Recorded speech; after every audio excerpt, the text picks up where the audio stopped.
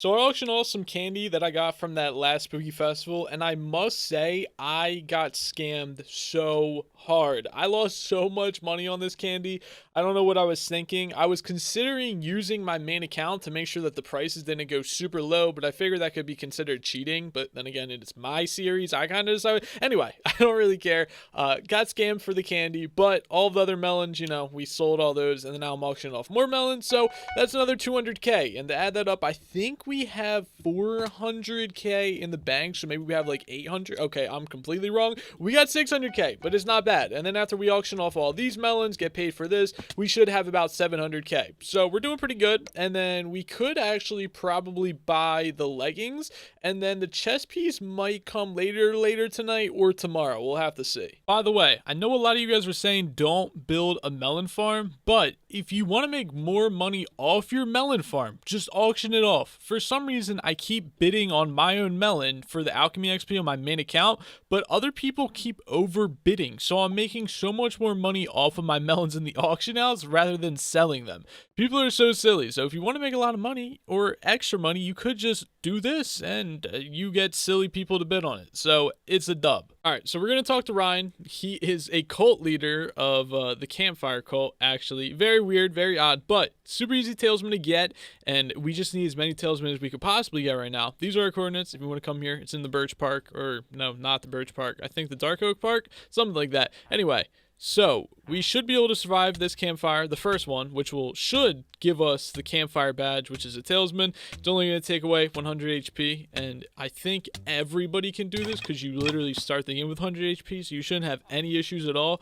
But just go ahead and do that, and hopefully he gives us a talisman now. Okay, so we actually have to take 150 damage to get the Campfire badge, but then we get a free talisman, and that's all we need. All right, there we go. We got the Campfire badge, and heals 4 HP per second while burning, and you have to be holding it in your hand for this to work, but we'll see how far I have to go. Maybe I can upgrade to an uncommon, which would be pretty good. It just makes it a tiny bit better. I don't think I'm going all the way to rare right now. I'm a little bit lazy. Don't feel like mining trees and stuff like that, so we'll see. So we got the next rarity. We got uncommon. All we had to do was survive a couple more fires and bring him 160 dark oak wood. I said I was lazy, but 160 is nothing, so I'm not that lazy. Anyway, I guess we'll see if we can go ahead and do 650. All right, yeah, we definitely are not going to be able to upgrade this. At least we got an uncommon talisman. We can go ahead, reforge that, and do a little bit more damage. Hey, shout out to Mr. Roger for hooking me up with a little white gift. We got 1,000 coins. I appreciate it. All right, so what I want to try is the Revenant Horror rank 1 or Slayer tier rank 1, whatever,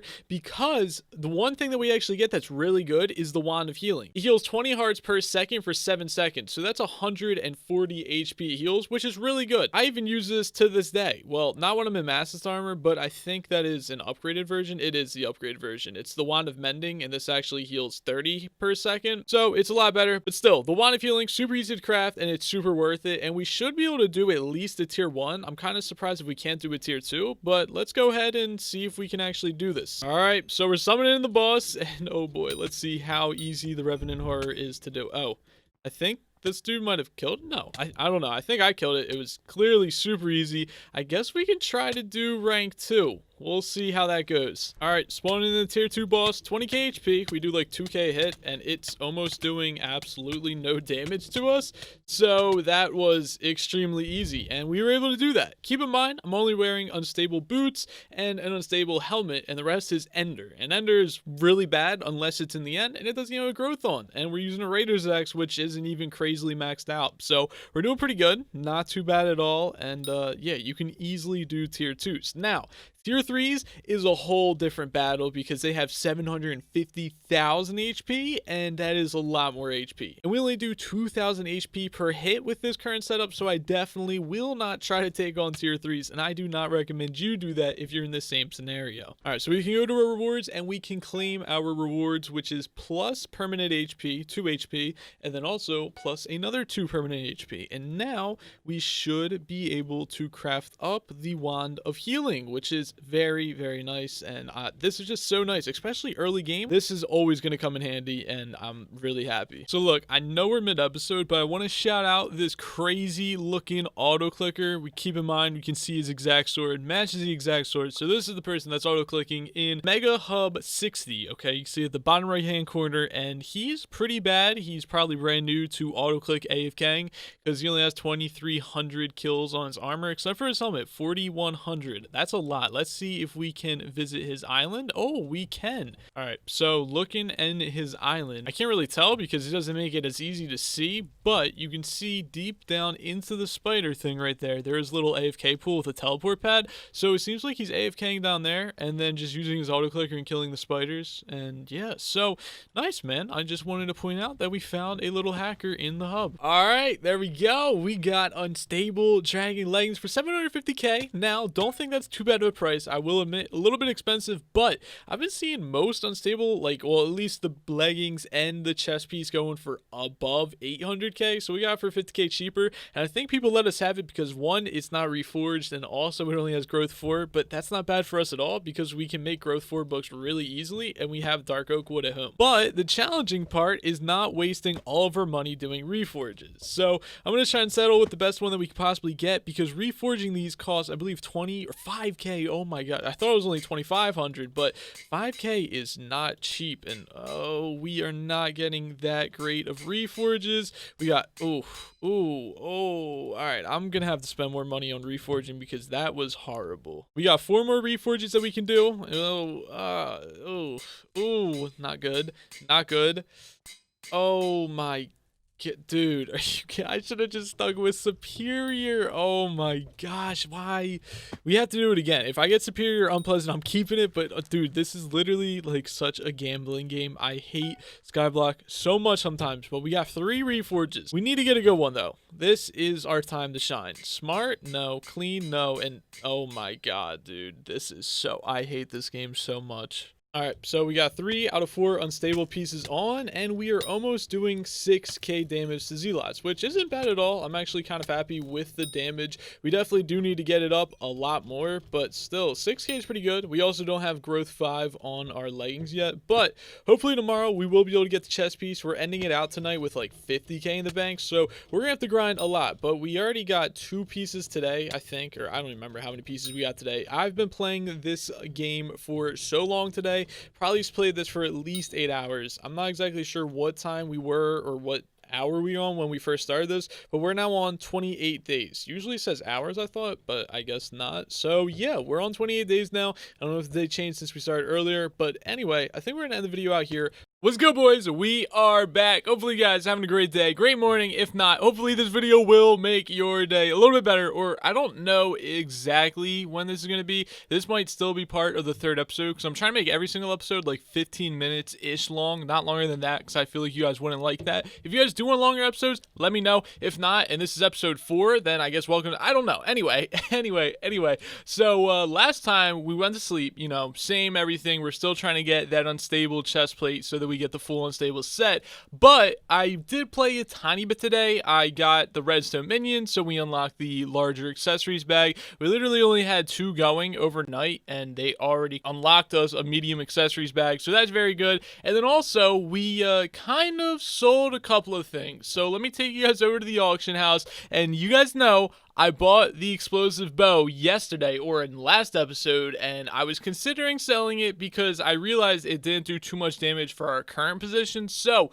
I sold this, and if you guys remember, I believe I bought this at 450,000 coins, and I resold it for 517. So I made a good amount of money. I made like about 60k off of it, so that's actually really good. Now, on top of that explosive bow that we made some money off of, I also sold some farmer boots. So now we have 700k in our purse alone, and in our bank, what do we have, like 300k. So we now have 1 million coins. And I think this might be the first time we've ever had 1 million coins in the bank account. But now we have finally hit 1 million, and I'm gonna go ahead and try and buy an unstable chest plate. Now, I might have a couple of issues though because it is prime time when everybody in Skyblock is online, so we might have a little bit of issues getting a chestplate for a mil. Maybe, maybe not. If not, then we'll be good. Anyway, let's go ahead and try to cop one, and I'll come back and let you guys know how we made out. Guys, I think we're gonna start making the hacker or macro finder a like series-wide thing, because every single series, or at least every single episode, I've been seeing hackers or macro users in the hub. And if you guys didn't watch my hacking video, you guys really should. It was actually really good and covered this topic and how insane it actually is. So we found this user right here, Arata_Haraku, and he or she is auto-clicking with a boat and magma armor. Now let's see if we can visit their island and see what, wow, we are actually lucky enough to go ahead and visit their island. So it looks like they're auto-clicking magma cubes actually. I only have one soup left, but that's okay. He's got a couple of different minions down, and he has very few magma minions down, so I'm kind of confused as to why he was auto-clicking, well, at least with a boat in his hand, but he was definitely auto-clicking. Like, that was pretty easy to tell from the video, but I don't exactly know why he was doing it. So, yeah, kind of odd, but okay then. Boys, we got good news. We won an unstable dragon chestplate. Now, I will admit, I did overpay a little bit. I would have preferred to get this with like 800, 900k, but we paid about like 100k over. Whatever, it's kind of okay. I'm a little hurt about it, I'll admit, but you know, it's not too bad. All right, so I gathered a couple of books that we need to put on this chestplate, and also we needed another growth for our leggings to turn growth 4 into growth 5. And then we got the protection for the chest piece as well. So let's go ahead and enchant this bad boy. Would you look at this beast? Oh my gosh, dude. We got the full unstable dragon armor. Oh my, dude, my FPS is terrible in the hub. I hate the hub, but that armor is sick looking. Yes, fully enchanted, growth 5, protection 5, growth 5, protection 5, growth, protection, and growth and protection. So everything's completely good to go. We are hitting home runs here. The only kind of issue is that we got crappy reforges, except for on the boots. I don't mind the strong reforge, but the smart, the hurtful, and the unpleasant are all really terrible. So we got to replace that, but I do want to test out how much damage we do against zealots, and I also want to test something out. But I'll show you in a second if it does work. Dude, they didn't patch this. I kind of didn't think that they did, and we are super lucky that they didn't, because the Raider's Axe, if you guys probably know, but this is a beginner's guide, so we do got to talk about it a little bit. But basically, you level this up or you increase the damage every 500 kills you get. And now that we have the unstable armor, it has a full set bonus called Unstable Blood. Sometimes strikes nearby mobs with lightning. It's unstable. Basically, it kills mobs around us, and all those kills that the unstable armor gets will actually increase our damage on our Raider's Axe, and the kills count towards the actual damage increase. All right, so look at the axe right now. 5,952 kills, and then as soon as the lightning strikes all the mobs nearby, so as you can clearly see, the kills increased right there. So that means that we could literally just AFK this mob spawner right here, and we could get a ton of kills on our Raider's Axe, and we could probably max out our Raider's Axe in like one day, depending on how many minions we had doing it. All right, so hitting our first zealot, we get the first strike crit of 6.1k, which is good. It's not really what we want to be at, especially for farming zealots. When you farm zealots, you want to be able to one-shot them, and we are, well, almost halfway there. So it's good progress, and it's not like we can't farm them, but we have a lot, like we literally have to do more than double our current damage to be able to one-shot them. We definitely have a lot of work to do, and then we can one-shot zealots, but I have faith. I just know we need to work up a little bit more, and we should be good to go. So since we do have to increase the damage, we got to get those easy talisman, and the Juliet and the Romeo talisman are one of the easiest ones to get. So basically, come to Juliet at these coordinates in the park and talk to her, and then we have to go find Romeo, and Romeo is very easy to find, and I'll show you guys where to find him in a second. Oh, rip.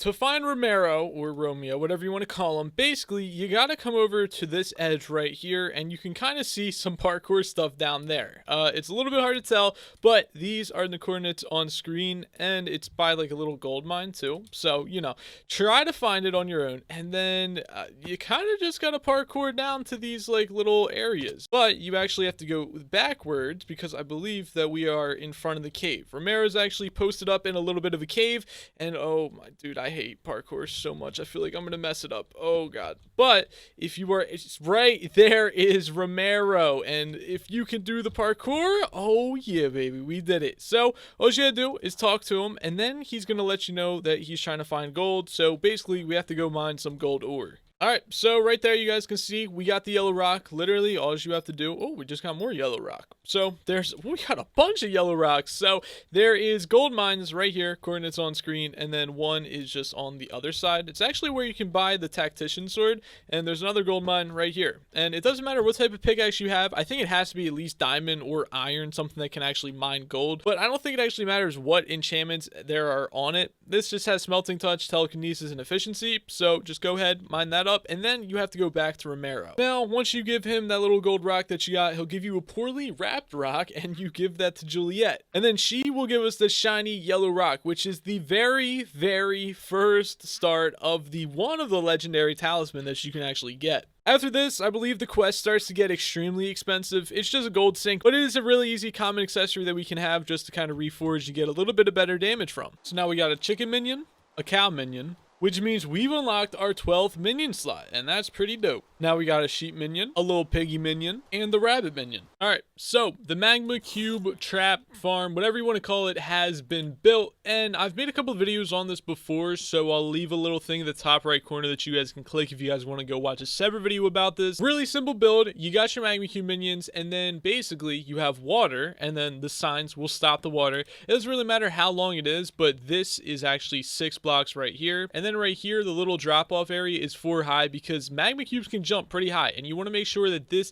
is 4 blocks deep. And then on the bottom of that, what we actually have is we have slabs. So we have slabs on there, and then underneath these slabs is actually hoppers. So I'll go around the other side to show you. So as you guys can see right here, this is slabs. Now the reason that we have slabs on top of the hoppers is because there's actually magma cubes that get really, really small and can actually fit through just a 1 block height. But if you have slabs, they can't fit through a half block, so that will stop them from coming through. Now the other thing that's good about the slabs is it still allows for XP to get through, so while you're just AFK, you can also still level up, and yes, it's very nice for that as well. And then you have your hopper system underneath. Now hoppers are extremely simple. I just kind of have all the hoppers going straight, and then they all split off into different chests right here. And then these are trap chests right here. These are normal chests. That's how I have chest plates right next to each other. And then eventually when stuff starts to get killed and all the magma cream will be sorted into these chests directly down here. So oddly enough, it's actually filling up the top chests. Usually goes all the way down to the bottom, but I guess not. Oh, well, then again, I completely forgot the hoppers because